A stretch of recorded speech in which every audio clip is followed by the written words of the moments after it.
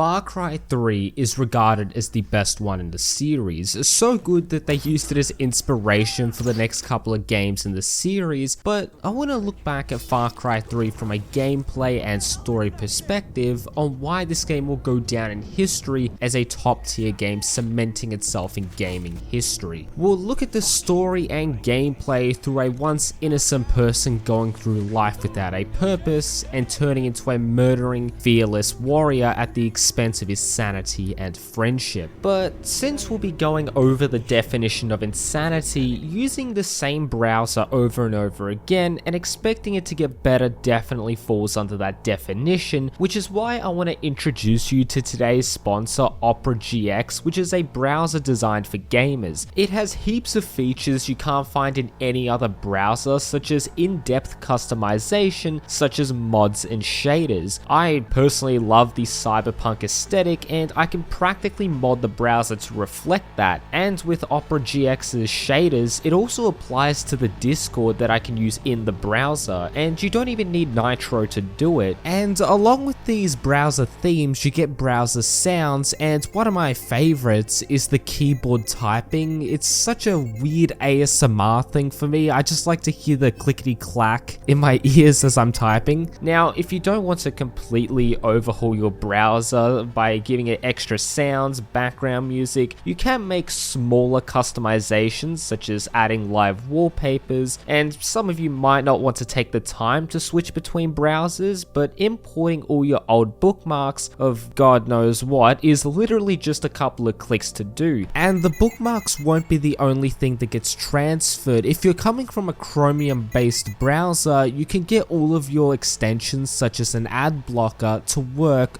You can download Opera GX on any of the devices that you're using to watch this video, excluding the Samsung Smart Fridge, but you can do so by clicking the links down below.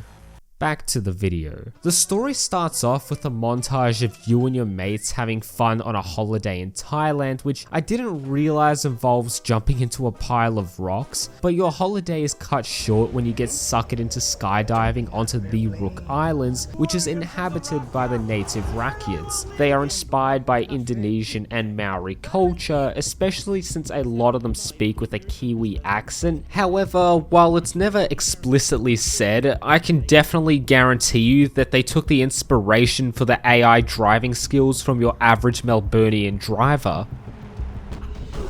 But there's also pirates and privateers who have no morals and will do any and everything to make money and get their next high. You come face to face with one of the antagonists, Vas Montenegro. Who decided to name a country Montenegro?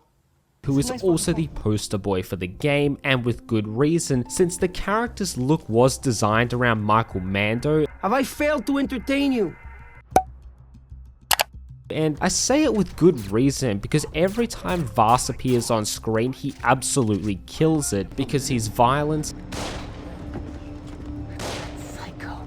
unpredictable, So they say to me, they say, Boss, who the fuck is it going to be? Them or me? Me or them? but you have to escape the camp and find the rest of your friends, and you make a pretty shocking discovery that you aren't the only people to have been captured, and this has been an operation that's been going on for quite a while, and we find out later on that this is just one single operation in one part of the world, and it's connected to global slave trading and sex trafficking, and this is something that is going on in our current world. Despite what Twitter will tell you, working for $10 an hour while isn't very good, it isn't the same kind of slavery that's being done in countries like Libya. But you get some equipment to help you survive, and for some reason, despite being a trained soldier and someone with common sense, you open the map up in the worst possible spot, and for some reason analyze it right in front of Vas. Like, it could have been a completely different game if you just walk a couple more meters into the jungle, but Grant gets killed, who is also your brother, and you get tunnel vision as you try to stop the bleeding, despite having someone with a gun threatening you. Vas, out of the kindness of his own heart, gives you a 30-second head start, and you barely make it out of the camp alive, where you are rescued by Dennis, who, just like many other non-natives on this island, they have a backstory where where they feel like they didn't belong until they found a purpose on Rook Island. Dennis's purpose being a major simp for Citra, and he has this thing, I like to call it Preston Garvey syndrome. The symptoms include giving you task after task and expecting you to help him and his people without even lifting a finger on his end. And it's especially irritating the way the Rakyat roll into a captured outpost, acting as if they had anything to do with it. It gives me the same vibes as those settlers that just wander around hammering the same wall over and over again, expecting something to happen. You also have Dr. Earnhardt, who moved here after the death of his daughter and gets a liking to the red pills because they usually give you a flashback to a better time, and also the reason why the doctor looks high as a kite most of the time, but he is actually a good bloke and I really like this character. But Dennis helps you get back on your feet and acts as a tutorial in how to survive the jungle, which includes gathering plants, hunting, and mass murder. Now, before we can advance the story, we can freely move around the island. I have to do as much side content as possible and upgrade everything. This includes beating all the outposts, liberating all the radio towers. I won't rant on too much about this until the gameplay section of the video, but I do say by allowing you to do all the side content at the start of the game can conflict with the story, in the sense by the time you've liberated every outpost, you're more or less a warrior or a mass murderer who is used to senseless killing, and this can conflict with some cutscenes. And I feel like Fallout 4 and Cyberpunk 2077 suffered from this as well, by giving you a false sense of urgency or countdown. But to ensure the survival of one of our friends, we have to go underground into a cave, and some people might not like the no action but story heavy parts of the game, or even in other games, and I really like it, especially in Far Cry 3 where you have a couple of these, because it gives us an insight to our character Jason Brody. And compared to Far Cry 2 where you have a selection of characters, some with various combat experience, in Far Cry 3 you play as a Californian. We're Americans. We're the world's welcome mat. It doesn't matter if they're from Canada, Laos, or God forbid, California. Right now they're from Rainy Street. It's our patriotic duty to show them what good neighbors are all about. A born person who has never experienced true danger where his life is threatened. He is a daredevil, but I mean, skydiving, while it's risky, it's not like you're gonna have someone putting a knife to your throat and ready to shank you, but you start off as someone who feels terrible that they've just killed someone, even though debatably it's someone who deserved it, or not even really debatably. But throughout the game, you transform into this psychotic killer who treats killing the same way you and I treat getting kills in a video game, and that is success, winning. I never thought I'd be able to kill someone. The first time it felt wrong, which is good, right? But now, it feels like winning. Are you okay?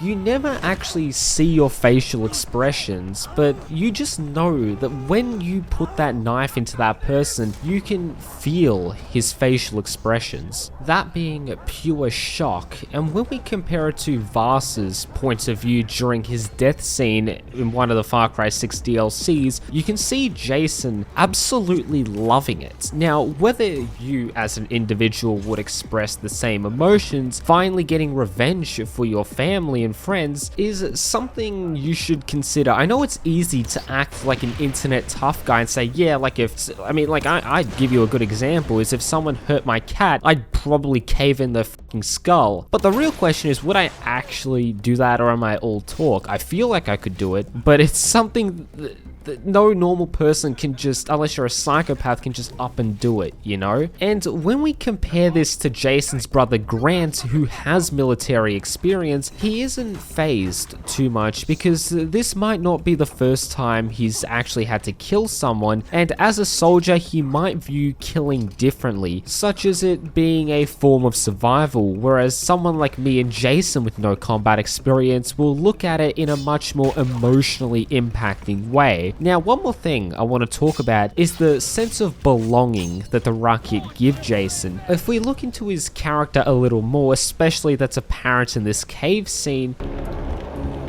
Hey, Jake, you're gonna come to our house around next month, right? Yes, sir, I'm busy. Studio called. I got the role.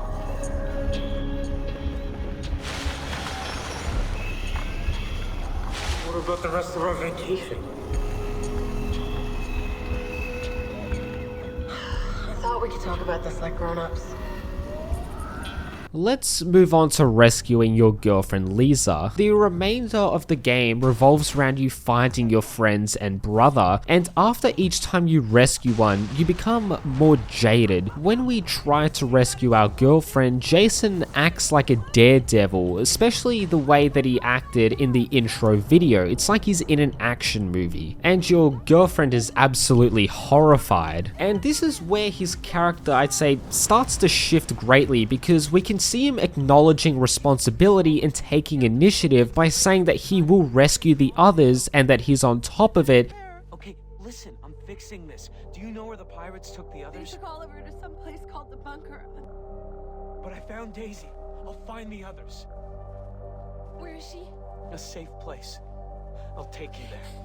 Which, if we know from the past cutscenes as well as the wiki and everything, that this isn't in character for him. But the next thing is to meet Citra, the matriarch of the Rakyat tribe. Well, some people call it a cult, and the reason why I say personally it's a cult is because a tribe is made up of people with common ancestors. And yes, this is eventually brought up, but Vas wasn't related to the tribe because he was once a member of them, and that you, Jason, aren't either. But she, she talks on and on about the tribe's history, yada yada, who actually gives a fuck. And honestly, I nearly went to sleep, but she gives you this potion, which at first you are hesitant to take, but later on you just drink it without a care. But it causes you to have a vision, and you get a good look into the future, and one of these is meeting the man in white. You also have to help Citra find the thing she seeks, which is a fancy knife, but so I keep thinking of like a CSGO knife every time I see this knife. It's very stupid, I apologize, but the Rakyat claimed that it belonged to the tribe. Now, the man in white is Agent Willis Huntley, who is your average patriotic American, but he has been on the island for years, in a place called Badtown specifically. He has a little hole underneath his house, which I'd say is a refuge from the craziness on the island. Think of it as a part of America, but he's able to lead you to the rest of your friends, and he gives you one of the coolest things in the game, that being the wingsuit. Now, the first time I met him, I honestly thought he was insane, or just a figment,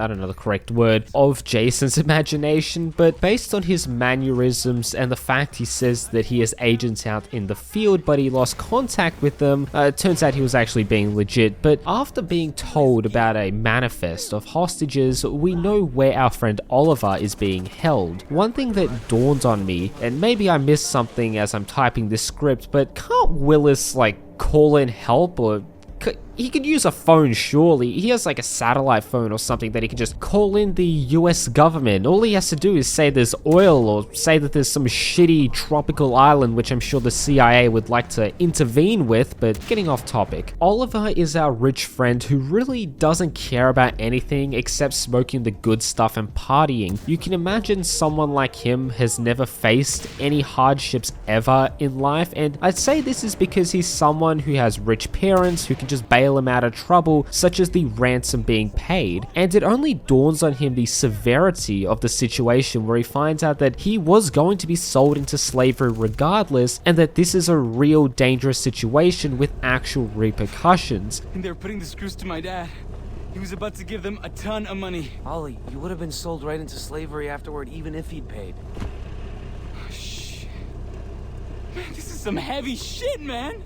Oliver does seem like a genuinely nice guy. He's a mate, I'd consider him, and he's the only person who offers to stay on the island with you, and that might also be because there's no responsibilities beyond the island and, you know, you can just sit around smoking the good stuff all day, but you do convince him to leave since Jason wants him specifically to tell his mother what happened. But we now get told by Willis that our friend Keith has been taken by a hitman named Buck, who I feel obliged to say this man does not represent all Australians, but I really liked him because he was bad, but in a different way. Vaas and Hoyt were brutal psychopathic murders, and while Buck is the same, except he has this sexual tension to him that makes your skin crawl, and it's also the lack of empathy that he shows, because what kind of a person buys another human and locks them in a basement and essentially torments that person's friend? But turns out he also wants the knife that Citra wants, and in exchange he'll give you Keith. Insert that's not a knife, this is a knife joke. But turns out this knife has been hidden for centuries, so you have to find clues that lead you to it. This includes raiding a boat to get piece of a compass, swimming through a once Japanese naval base, and then descending down into ancient ruins. And also, every time you go to these places, there is pirates, whether they know about the knife, or which some people believe that Buck is tipped off the pirates since he does have connections to Vaas and Hoyt.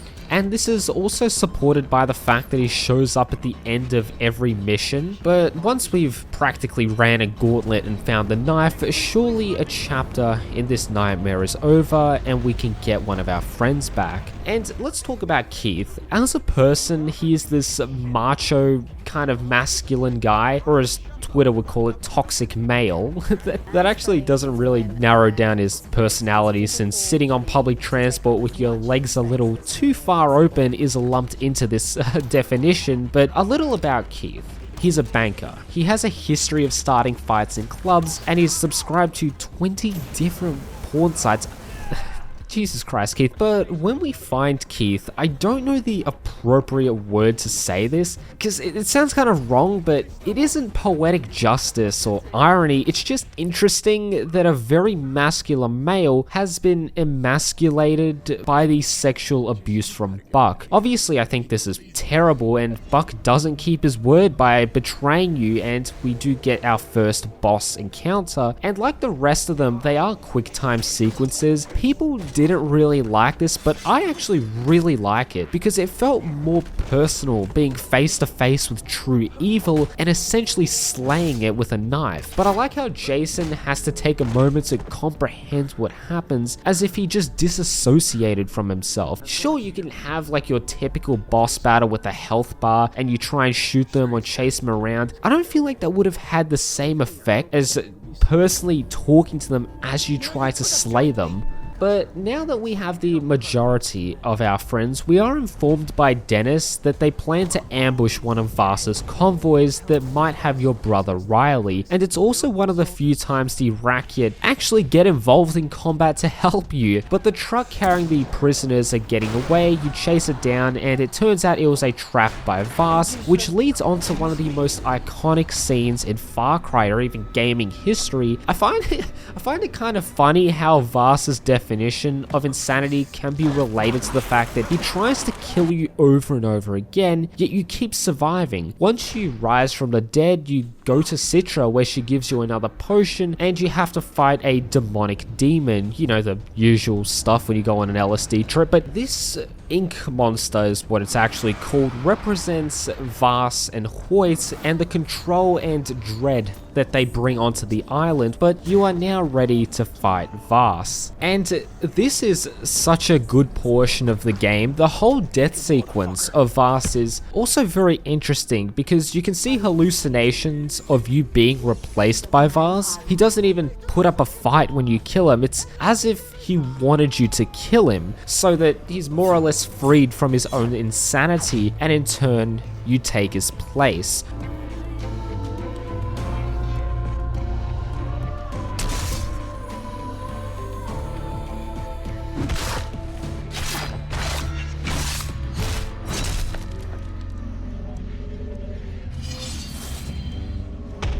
Citra, I won.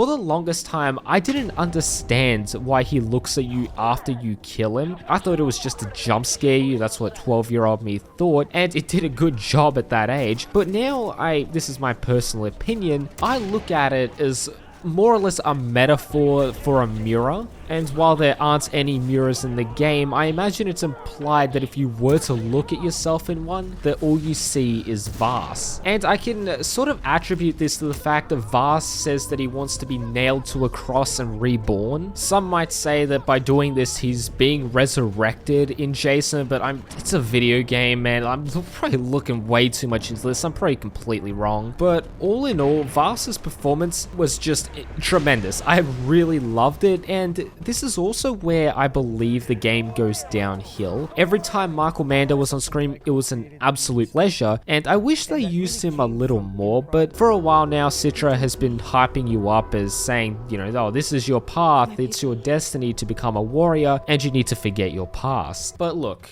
you've defeated Vaas, rescued most of your friends, and you've heard that your brother Riley is potentially dead. Listen, Hoyt, those motherfuckers. Wasn't one brother enough? I'll get them. All of them. I swear. You are ready to leave the island, but you refuse to do so because you claim that you found your purpose in life. I also just love the facial expressions as you say you're saying. It goes from a glee all the way to sadness in like a span of a couple of seconds. But you say your goodbyes and now you can move on to the second island and second portion of the game. But look, the second island is controlled by a man named Hoyt Volker. He runs the biggest slave trade operation in the South Pacific, and he's considered the reason why Vaas went off the deep end. The person voice acting him has a funny name, and he is regarded to be even more deranged than Vaas. Now, I'd say one thing that separates the two is that Vaas is theatrical. He enjoys tormenting the people he's about to kill. He doesn't act like a businessman or a boss the same way Hoyt does, in the sense that he mostly stays in his office and manages things from there, and Vaas is a lot more hands-on, I'd say. And another thing is, while Vaas likes money and expensive things and nice phones, This is a nice fucking phone. he doesn't view the whole operation the same way Hoyt does, who treats it like a global enterprise. I can offer you travel to slave markets in Rio, Hong Kong, New York. This is a global enterprise. Globalization is the future, bringing things from far away to me. But you've managed to integrate yourself into Hoyt's operation by disguising as one of his private mercs, and now that he's become familiar with you, he wants you to interrogate a prisoner downstairs, and it turns out to be your little brother Riley, who was assumed dead. Now, Riley is the more innocent and reserved one of his brothers. He is shown to be more level-headed. Also, on the second island, we meet a man named Sam, who is a spy for Willis, and he's really funny. He was a shining light in this part of the game, but obviously this is Rook Island and you can't have nice things. But when you have to fight Hoyt, it's very similar to the other boss fights where you have to do it through a quick time sequence, and it felt really personal. And you can't say the same whether it was, like I mentioned previously, where you just chase him around the island and you have maybe a cutscene where you blow his brains out and turn him into a bullet sponge in said boss battle. I always found it more meaningful, more symbolic, as you literally stare a true embodiment of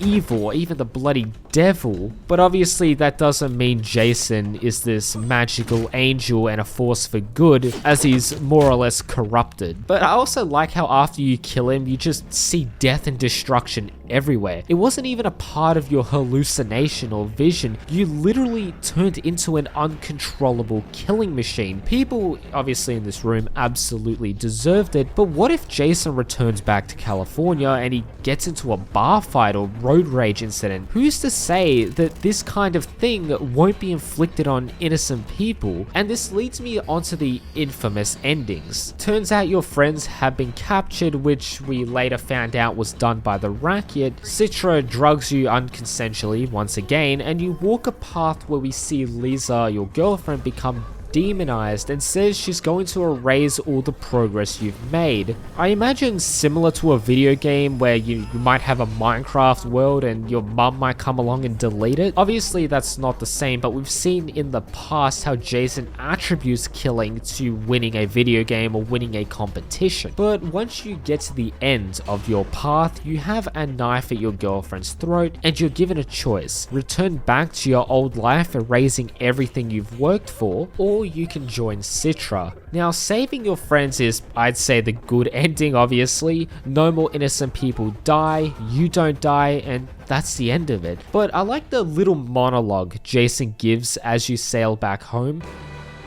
I've killed so many people, I've lost count.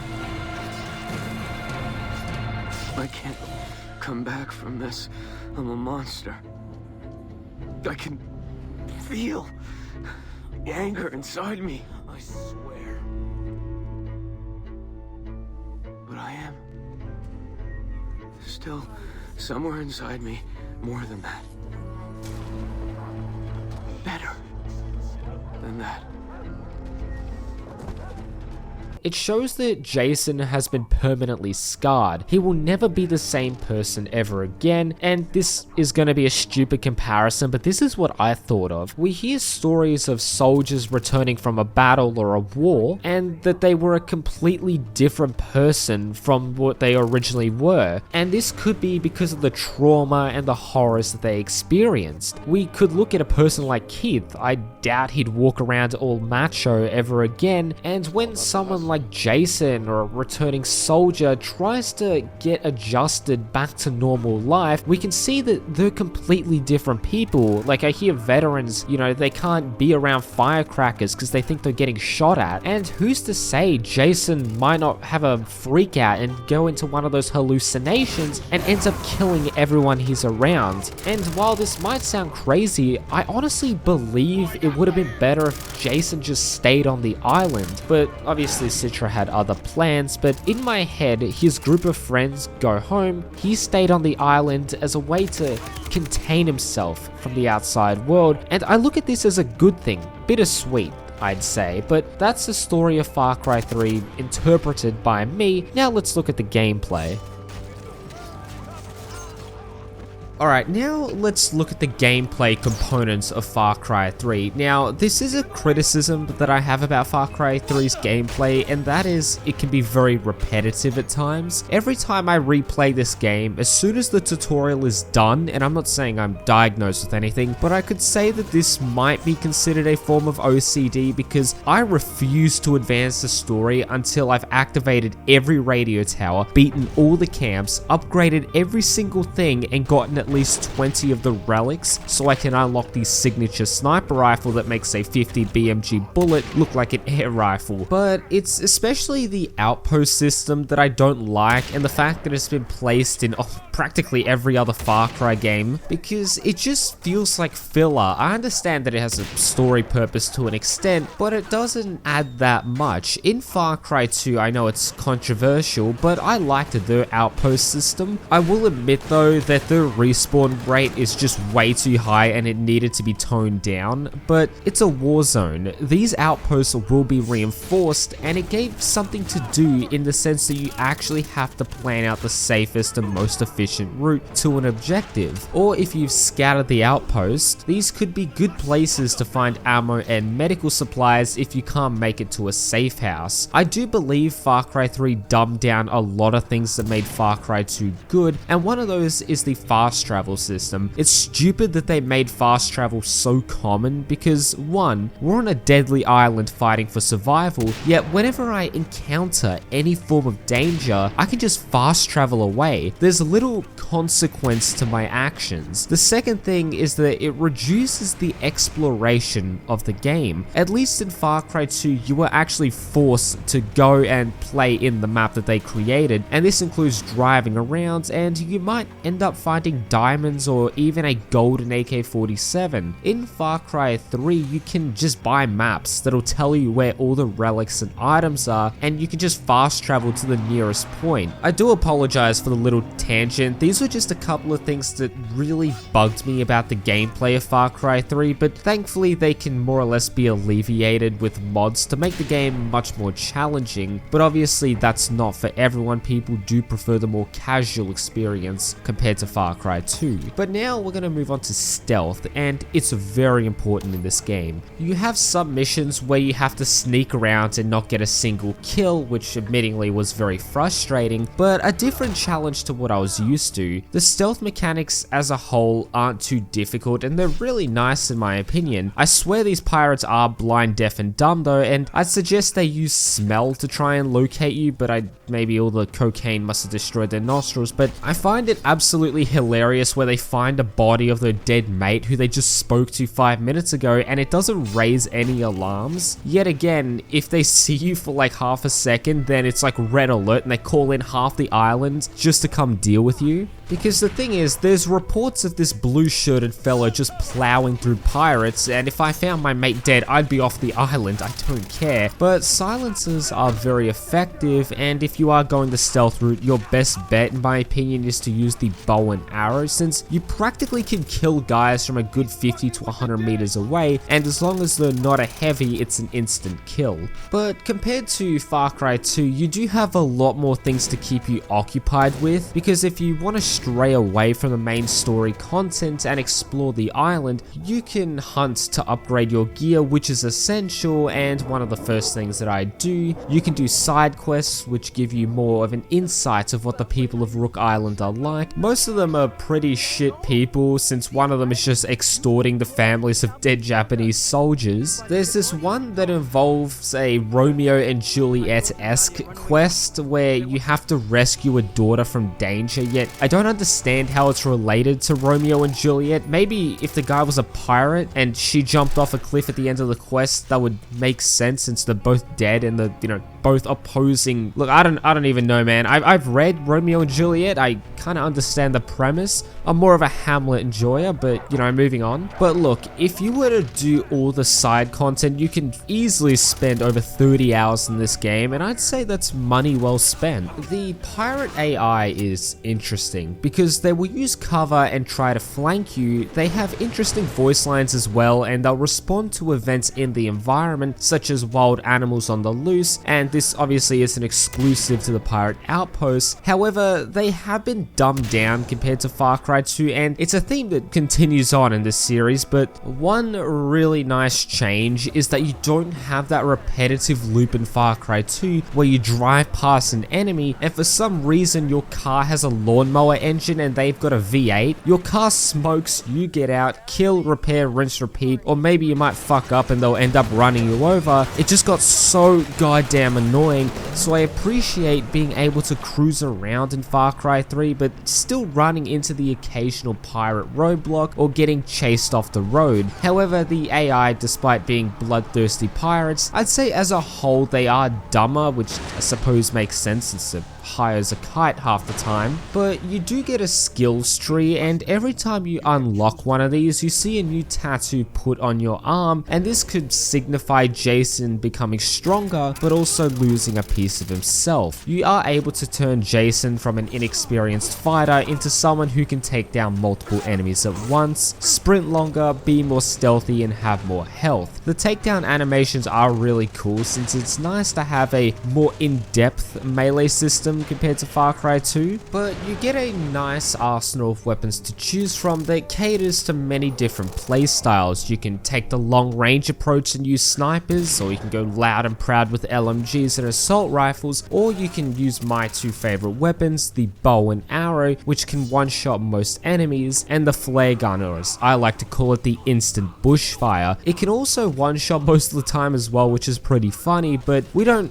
want these guns. Okay, we want these because they're just like some of the guns you can get, but they can attach an extra piece of equipment on them, making them handle much better. And you can buy better weapons, but this is literally the most useless feature in the game. You get all these guns for free by just activating all the radio towers. At least in Far Cry 2, a new gun was a pretty cool experience because you felt like you actually earned that weapon, and it also felt nice going into the armory and equipping it. But they do sound, pretty punchy, the weapons in Far Cry 3, and they've got some kick to throw your aim off, which is nice. But look, all in all, the reason why I always come back to play Far Cry 3 and 2 is for complete opposite reasons. I love the story of Far Cry 3. I find it engaging and interesting. However, the gameplay isn't that good for me personally. It's not something I would rave on about like Far Cry 2's gameplay and attention to detail in certain areas. Yet again, the story of Far Cry 2 just isn't. It's just not that good. I didn't really like it that much. But I wish Far Cry 7, which depending on whenever this video uploads, goes back to their roots. I feel like with every release these days, they try to get away with watering down the games, and I wish Far Cry 7 would have the detail that Far Cry 2 has, but with an engaging and emotional story that felt real and developed the characters. But people keep buying the same thing over and over again, and they expect things to change. But if you enjoyed today's video, please do check out the video that is on screen because I know you'll like it. Also, please do consider leaving a like, subscribing, and sharing the video with your friends. Anyways, my name is Tan2, and I will catch you guys